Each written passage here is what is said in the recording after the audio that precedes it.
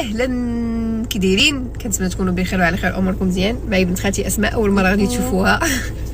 اليوم عندنا واحد النهار ماشي فحال كاع النهارات، سبيسيال ديال بصح. ولد خالتي وخويا مهدي اللي مرضع معاه ولد ماما سعاد، واخيرا سهل عليه الله وقاد الوريقات ديالو وجاي المغرب، وحتى شي واحد ما عارف بلي راه هو جاي.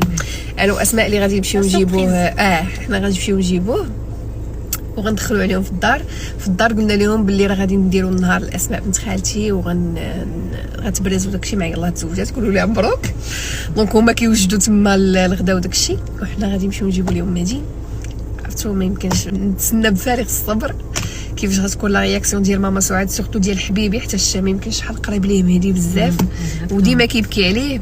ف بقاو معايا نصور لكم كلشي. ودابا جيت هزيت ماجده صاحبتي حتى مهدي جاي هو وراجلها. دابا غادي نمشيو جينا نشريو الورد. المهم هو الورده واخدينها، خدينا من عند الدري، ما بغاش يتخلص من عندي. شكرا. الا بغيتو تاخذوا الورد اجيو عنده، راه كاين في دار توزاني. ياك دار توزاني، ها هو في الرون بوين ديال دار توزاني حدا ليداك.